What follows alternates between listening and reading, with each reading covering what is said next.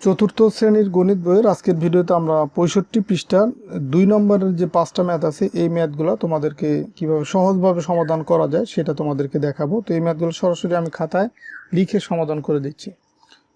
তো দেখো 1 নম্বর যে প্রশ্নটা ছিল যে ভাগশেষ না থাকলে ভাজ্য নির্ণয়ের সূত্রটা কি। তো ভাগশেষ যদি না থাকে সেই ক্ষেত্রে ভাজ্য নির্ণয়ের সূত্রটা হচ্ছে ভাজ্য সমান সমান হচ্ছে কি ভাজক গুণ হচ্ছে ভাগ ফল। ভাজ্য সমান কি ভাজক গুণ ভাগফল। তো এটা একটু উদাহরণ দিয়ে দেখাই। ধরো আমরা যদি এই 10কে ভাগ করি 5 দিয়ে, তো 5 10-এর ভিতরে যাবে কতবার? 2 বার। তো 5 দুগুণে কত হবে? 10।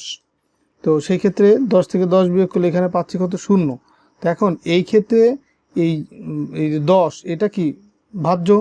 তো এই 10 আমরা দেখো যদি আমরা এই ভাজক গুণ ভাগফল করি, এটা হচ্ছে ভাজক আর এই 2 হচ্ছে ভাগফল। তো 5 আর 10 2 যদি আমরা গুণ করি তাহলে কিন্তু আমরা এই ভাজ্যটা পাচ্ছি। তো এটাই হচ্ছে তোমার এই সূত্রর বাস্তব একটা উদাহরণ।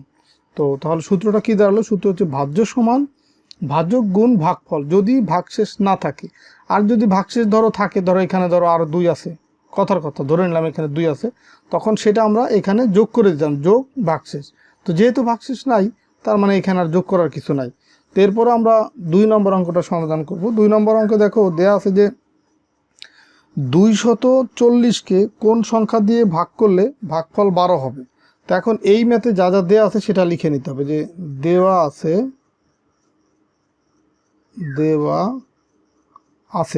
240 যেটা দেওয়া আছে, প্রশ্নে বলা আছে কি 240কে কোন সংখ্যা দিয়ে ভাগ করলে।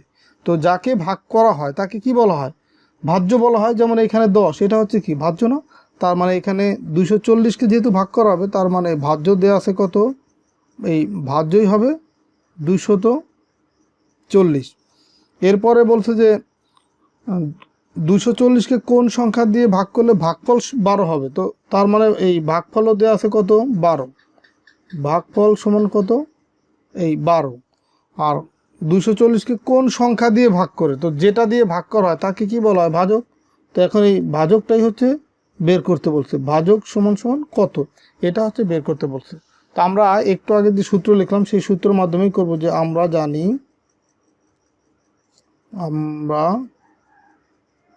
জানি যেহেতু এখানে কিন্তু ভাগশেষের কথা নাই, তো ভাগশেষ আমার লেখার প্রয়োজনে আমরা এই ভাগশেষ ছাড়া যে সূত্রটা জানি, ভাজ্য সমান কি ভাজক গুণ হচ্ছে ভাগ ফল। তো এখন এইখানে দেখো এই ভাজক যেটা সেটাই বের করতে বলছে। তো আমরা এই ভাজকটাকে আমরা বাম পাশে রাখি। ভাজক সমান সমান কত হবে? তাহলে দেখো এই ভাগফলটা আর ভাজক এটা গুণ আকারে ছিল, তো এটা যদি ভাজ্যের সাথে চলে আসে, এক পাশ থেকে আরেক পাশে চলে আসে, তখন এই ভাজ্যের সাথে কি হয়ে যায়? ভাগ হয়ে যায়। তার মানে এইখানে হবে তোমার ভাজ্য ভাগ হচ্ছে কি ভাগফল। ভাজ্য ভাগ কি ভাগফল। তো এখন এখানে ভাজ্য আছে কত? এখানে ভাজ্য আছে তোমার হচ্ছে 240। এই লিখলাম 240, ভাগ আছে কত? ভাগফল আছে কত? 12। সে 12। তো 12 দিয়ে 240কে যদি ভাগ করি তখন কত আসে? দেখো এখানে আমি পাশে দেখাই দিই। 12 ভাগ হচ্ছে 240। তো 12 2 অঙ্কের সংখ্যা, 24 2 অঙ্কের সংখ্যা। তো 12 24-এর ভিতরে যাবে 2 বার। তো 12 দুগুণী কত হবে? 24। 24 থেকে 24 বিয়োগ করলে 0 দেওয়ার প্রয়োজনে এখন এই শূন্যটাকে নামায় নিয়ে আসলাম এখানে। তো যেহেতু এখানে একটা অঙ্ক নামাইলাম, এটাকে অবশ্যই ভাগ করতে হবে। তো 12 শূন্যর ভিতরে কতবার যাবে? 0 বার যাবে। সেই 0 লিখলাম এই 0 বরাবর।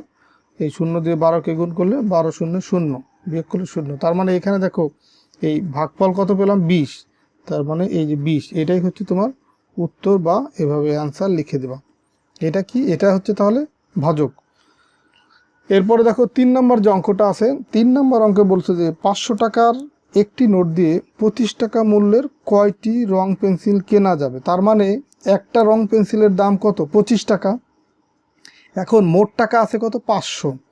তো আমরা এখানে দেখো এভাবে লিখবো যে মোট টাকা আছে 500। এখন 25 টাকা দিয়ে কেনা যায় কয়টা রং পেন্সিল। যেহেতু রং পেন্সিল কয়টা কেনা যায় সেটা বের করতে বলছে, এই কারণে এই রং পেন্সিলের সংখ্যাটা আমরা ডান পাশে রাখবো। তার মানে আমরা এখানে লিখবো যে 25 টাকা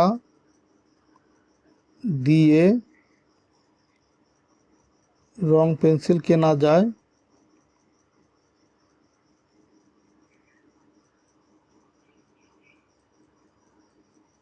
সমান কি একটি। 25 টাকা দিয়ে রং পেন্সিল কেনা যায় কয়টি? একটি। এখন এই যখন এটা হচ্ছে ঐকিক নিয়মে করতে হবে, তো যখন আমরা ঐকিক নিয়ম করব তখন হচ্ছে একের সাপেক্ষে আগে মানটা বের করব। যেমন 25 টাকায় রং পেন্সিল কেনা যায় একটি, তাহলে 1 টাকা দিয়ে রং পেন্সিল কেনা যায় কয়টি? 1 টাকা 25 টাকায় যদি 25 টাকা দিয়েই যদি একটা কেনা যায়, তো 1 টাকায় আরও কম কেনা যাবে, আর কম হলে কি হবে? ভাগ।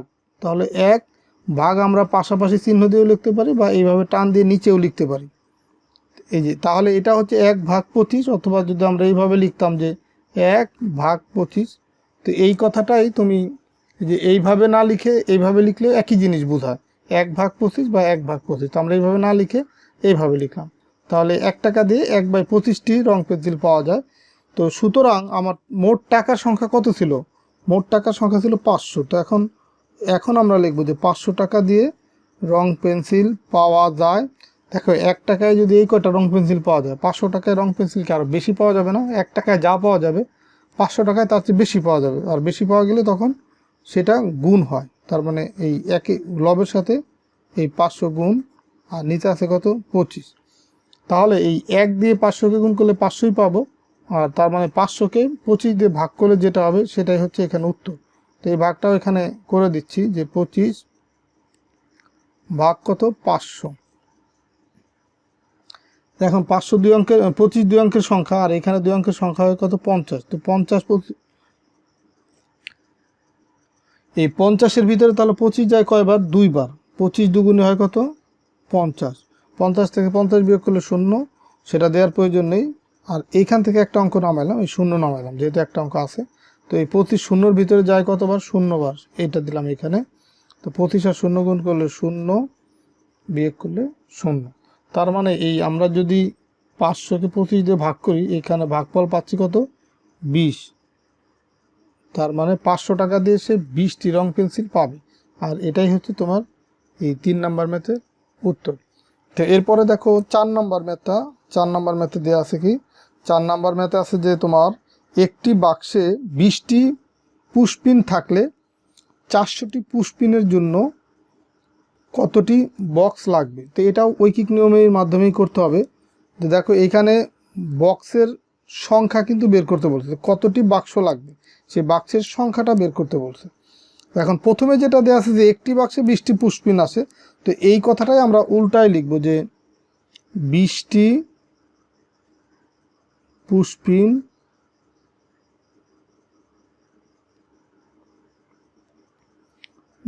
পুশপিনের জন্য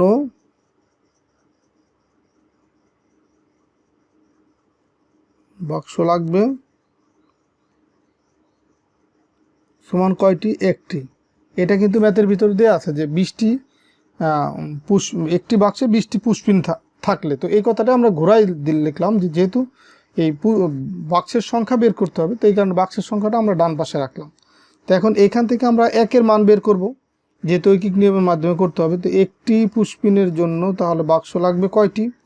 20টি পুশপিনের জন্য যদি একটি বাক্স লাগে, তাহলে একটির জন্য আরও কম লাগবে, আর কম মানে কি? ভাগ। 1 ভাগ 20 এতটি। আর এখানে পুশপিনের সংখ্যা ছিল মোট কয়টি? 400টি। তাহলে 400টি পুশপিনের জন্য বাক্স লাগবে। এখন লাগবে আরও বেশি, একের জন্য যা লাগবে 400-র জন্য আরও বেশি লাগবে না? তো এই কারণে সেই 400 দিয়ে গুণ করতে হবে। আর নিচে আছে কত? 20। তো এখন আমরা যদি এই 400কে 1 দিয়ে গুণ করি 400ই পাবো। তো 400কে যদি 20 দিয়ে ভাগ করি, তাহলে দেখো এই ভাগ করার সময় এটা তো তুমি সাইডে এইভাবে দেখাই দিতে পারো যে 20 ভাগ হচ্ছে 400, এইভাবে কিন্তু ভাগ করে তুমি দেখাই দিতে পারো, এইভাবে ভাগ করে। আবার এটা না দেখায়ও কিন্তু করা যায়। দেখো যখনই হচ্ছে ভাগের ক্ষেত্রে উপরে আর নিচে মানে ভাজ্য এবং ভাজকের ভিতরে শেষে শূন্য থাকে, সেটা কাটাকাটি করা যায়। যেমন এখান থেকে একটা শূন্য, এখান থেকে একটা শূন্য আমরা এভাবে কেটে দিতে পারি। তাহলে নিচে আছে কত? 2। এখন 2 40-এর ভিতরে কতবার যায়? সহজে এটা ভাগ করা যায়। দেখো 2 4-এর ভিতরে যাবে 2 বার, আর এই শূন্য উপরে চলে যাবে। তার মানে যদি আমরা 20কে যদি 2 দিয়ে গুণ করি তাহলে 40 পাচ্ছি না? তাহলে 40 এই 2 40-এর ভিতরে যাবে কতবার 20 বার, তো 20 আর 1 গুণ করলে দেখো এখানে 20 পাচ্ছি। তার মানে 400টি পুশপিনের জন্য বাক্স লাগবে কয়টি? 20টি। এটাই হচ্ছে তোমার এই 4 নাম্বার ম্যাথের উত্তর। তো 5 নম্বর অঙ্কটা দেখো যে কি দেওয়া আছে, যে এক হালি ডিমের দাম হচ্ছে 40 টাকা হলে 9টি ডিমের দাম কত? এক হালি ডিমের দাম কত? 40 টাকা হলে 9টি ডিমের দাম বের করতে বলছে। তো এখন এইখানে আমরা এক হালি ইকুয়াল কয়টি জানি, তো আমরা সেটা আগে লিখে নেব যে আমরা জানি এক হালি সমান কয়টি? এক হালি সমান 4টি। এটা কিন্তু আমরা জানি যে এক হালি সমান 4টি। তো এখন আমরা তাহলে লিখতে পারি, দেয়া আছে যেহেতু এক হালি ডিমের দাম 40 টাকা, তো এক হালির পরিবর্তে যেহেতু 4টি আমরা পেলাম এখানে বা জানি সেটা, তাহলে লিখব যে 4টি ডিমের দাম সমান কত? 4টি ডিমের দাম হচ্ছে 40 টাকা। মানে যেহেতু দেয়া আছে এক হালি ডিমের দাম, তো এক হালির পরিবর্তে আমি লিখলাম কয়টি? 4টি ডিমের দাম 40 টাকা। তো ঐকিক নিয়ম যেহেতু করতে হবে, তার মানে এই একের সাপেক্ষে মানটা বের করব। তার মানে 4টি ডিমের দাম যদি 40 টাকা হয়, সুতরাং একটি ডিমের দাম এই আরও কম হবে, আর কম হলে কি করতে হয়? ভাগ। তার মানে 40 এই ভাগ হচ্ছে কত? 4, এত টাকা। এখন কয়টি ডিমের দাম বের করতে বলছে? 9টি। তো সুতরাং 9টি ডিমের দাম কত হবে? এই একটি ডিমের যে দাম তার সাথে আমরা একটি ডিমের যে দাম মানে যে কয় টাকা লাগবে একটি ডিমের জন্য, 9টি ডিমের জন্য আরও বেশি টাকা লাগবে। তার মানে এটা হচ্ছে এই 40 ভাগ 4, এটার সাথে গুণ করতে হবে কত? যেহেতু 9টি ডিমের দাম বের করতে হবে, তো 9 গুণ করতে হবে, এত টাকা। এখন যদি আমরা এটাকে কাটাকাটি করি, দেখো এই 4 40-এর ভিতরে যায় কতবার? 10 বার। 4 10-এ 40, তার মানে 4 দিয়ে যদি 40কে ভাগ করি এখানে পাবো 10। এখন এই 10 আর 9 গুণ করলে 9 10-কে 90, এত টাকা। তার মানে 9টি ডিমের দাম কত? 90 টাকা। এটাই হচ্ছে তোমার এই ম্যাথের উত্তর। তুমি চাইলে কিন্তু এটা এই 40কে 9 দিয়ে গুণ করে যে সংখ্যা পাবো সেটাকে 4 দিয়ে ভাগ করে এই পাশে দেখাই দিতে পারো, কিন্তু আমরা সহজেই কিন্তু এটা করে ফেলতে পারি যে 4 10-এ 40। এই 10-এর নাম তো আমরা সবাই জানি, 4 10-এ 40। তার মানে 40কে যদি 4 দিয়ে ভাগ করি 10 পাবো, সেই 10 আর 9 গুণ করে দিলে 90। তার মানে 9টি ডিমের দাম হচ্ছে 90 টাকা। তো এই ছিল তোমাদের আজকের ভিডিও আলোচনার বিষয়। তো আমরা পরবর্তী ভিডিওতে 66 পৃষ্ঠা নিয়ে আলোচনা করব। তো ঠিক আছে, সবাই ভালো থাকো, সুস্থ থাকো, আল্লাহ হাফেজ।